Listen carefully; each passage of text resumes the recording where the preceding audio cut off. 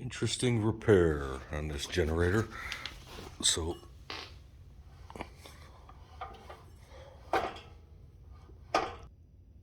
we've already removed the spark plug, looked inside the cylinder, nothing jumped out, took off the overhead valve cover. Valve seemed to be rotating properly.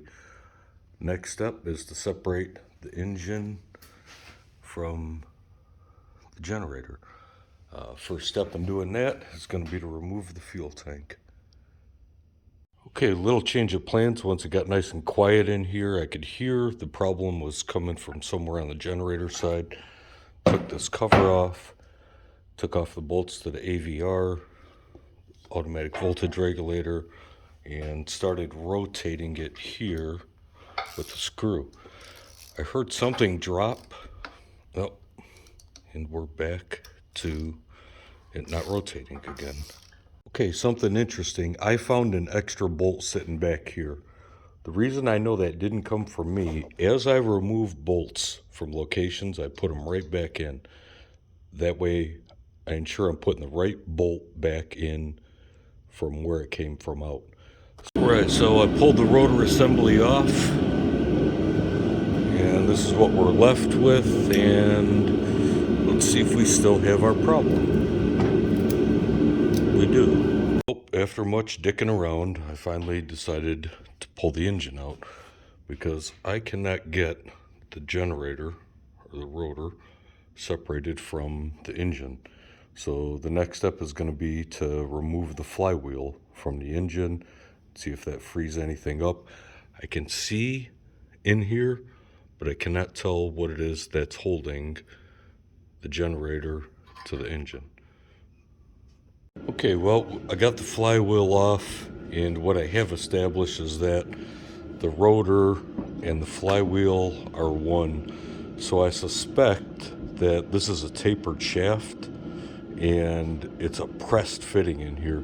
So what's going to happen if I separate these? I believe I'm going to destroy the engine, and at this point, I can actually reassemble this and get it working again. So what I'm going to do, rather than bringing in starting to separate it the hard way, because once I put that tool in here and start forcing it, it's over. I'm going to go ahead and remove the head to see if anything else jumps out. But this is about as apart as I can take the engine at this point, except for the head. So we're going to do that, and let's see if we find anything. I start taking the head apart, and I can see it right here. Look at this valve. Look at that valve. So probably the seat inside the head turned sideways, and the valve's not pulling up, so the piston's hitting the valve. And that's good and bad that I found the problem, but the shitty thing is that I could have replaced this head, removed this head while it was still on the machine.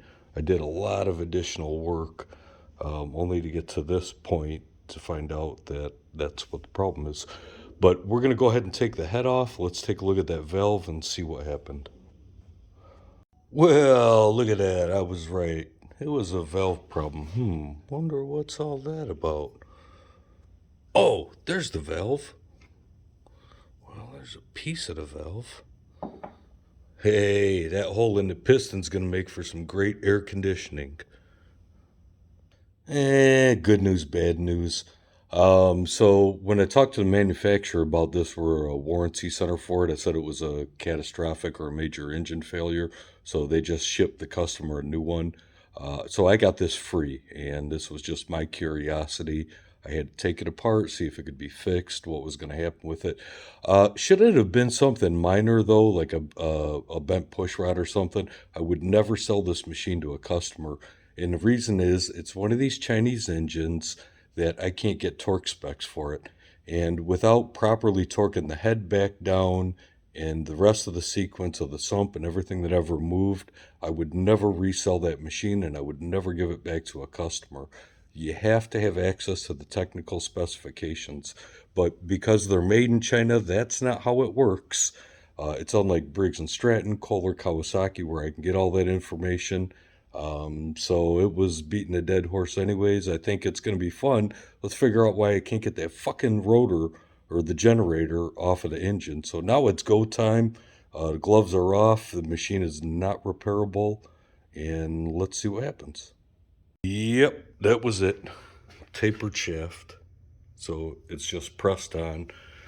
I had to use this tool. As you can see on this rotor, there is no way of pulling this. There's nothing you're going to do to pull this thing out. The only way you're going to get it out is by force. And when you use force, forget it. That's it. So, of all the generators that I've done and repaired, sometimes people don't understand why I won't separate. I'm not willing to separate that motor from the stator. So if it's got a bad exciter coil or winding or something, I'm not getting into that. That would be the reason why. Because if I put this back together, it's just never going to be right. It's not. So we don't do those repairs. I've successfully done it once. But I wasn't real happy about giving it back to the customer. So when you have a major failure in a generator, that's kind of the end of it.